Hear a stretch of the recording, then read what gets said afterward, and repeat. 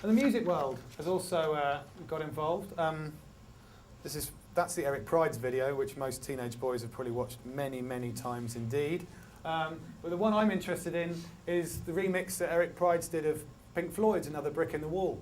Because if you watch the video for that, it actually involves a whole bunch of hooded youth running rampage in an urban environment, but rather than causing trouble, what they're doing is breaking into people's flats and houses and fitting low-energy light bulbs and doing all sorts of energy-saving activities. So again, it's sort of satirising the demonisation of youth, but saying, you know, we can actually solve some of these problems.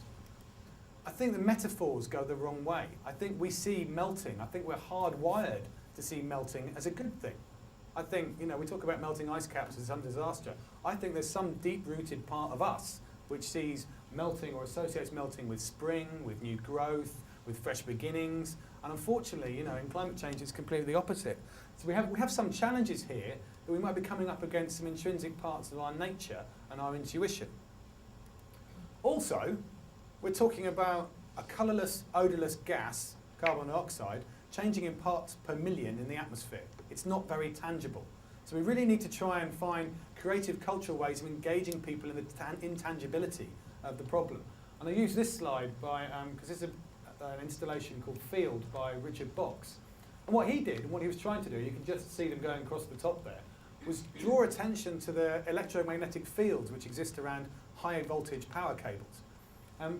To do that, what he did was planted a whole bunch of fluorescent lighting tubes in a field. Now those tubes are not illuminated by wires under the ground, they're illuminated by the electromagnetic field from the cabling.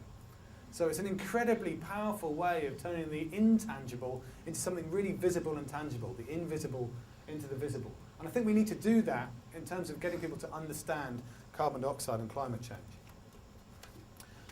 And also we could look at the consequences of inaction or the way that we take things for granted. And this is a project that Futerra did in partnership with another company called Squint Opera for Department for International Development.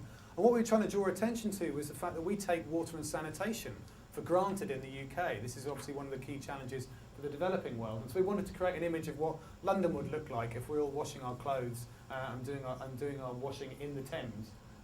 So that's us kind of mocked up by Tower Bridge. Also, you can use art and culture to draw attention to the hidden impacts, to the kind of hidden dirtiness which exists underneath our world. We kind of have an out of sight, out of mind type of attitude. This is a photograph by a Canadian photographer called Botinsky, who's done all sorts of great work around these kind of material resources issues. And I think it's quite startling when we're confronted with the impacts of our own consumption.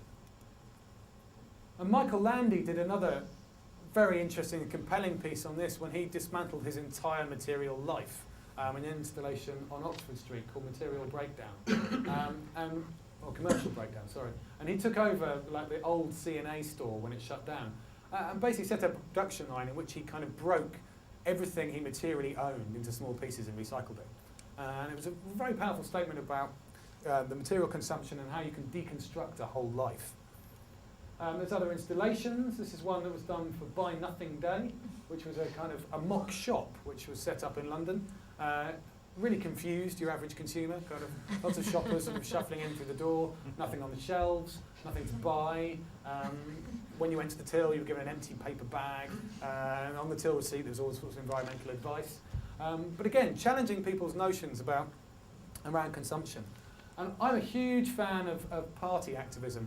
I think I very much subscribe to the kind of theory from an American straw bale house builder who said if you want to subvert the dominant paradigm, you have to have more fun than they are and let them know while you're doing it. And so I think this notion of party activism is great, and modern technology is fantastic for this. So we started off with the flash mobs, so the silent discos and the pillow fights in Trafalgar Square. Now it's getting more sophisticated. You know, you have carrot mobbing now, where you identify a local business and you say, you go into the local business, you go to the pub or the shop and say, if you will invest 10% of your profits from a night that we can generate for you into energy saving on your premises, we'll bring 100 people down and have a party in your pub. And this has started off in the US, it's now taking off in London. And I think it's a great way of incentivising commercial behaviour in terms of doing the right thing. Then this is an image of the Circle Line parties in London, which became slightly notorious a couple of years ago. And these were raising questions around the use of public space. So not about climate change or environmentalism per se, But the underground is obviously a public space, and so what they did was they'd set up in the last carriage of a Circle Line train, and when you were in the station, you wouldn't know anything was going on. As soon as the train pulled out, they'd slap coloured gels on the lights, the music would start up, people start hanging out, food and drinks. These got completely out of hand. The last one they had ended up with a samba band on the train. British Transport Police didn't take very kindly to it and evicted everyone off, and so they just carried on the party in Sloane Square. But these notions of collective activism and party activism, I think, are really powerful. And we also need to have the right high-profile iconic acts to act as reinforcing measures. This is Piccadilly Circus, and you can see for the first time since the Second World War, all the advertising lights have been turned off above there. Usually they would have Coca-Cola and McDonald's scrolling across it. And this is for Lights Out London, a project we actually did the PR for a couple of years ago. We've got 3 million households to turn off their lights on Midsummer's Night in order to make a statement around climate change. And I think these notions that challenge what is possible and have the scalability can become quite powerful. It's another project which is all to do with projecting messages onto iconic buildings such as Battersea Power Station and NatWest Tower. And the Prophets of Hope were very much political activists at the time, saying, how ironic would it be to live in fear of terrorism and to die of climate change? And finally, I think you can also have the kind of discreet, subtle type messages, which I think can also be very powerful. This is a piece by Mr. Starling, who rode a fuel cell powered bike across a Spanish desert. And obviously the emissions of a fuel cell are just water vapour. And then he took those emissions and he painted a lovely watercolour of a cactus. So I think there's a nice story which underpins that. So think about the methodology of what you're trying to communicate and how it connects with the challenge of climate change.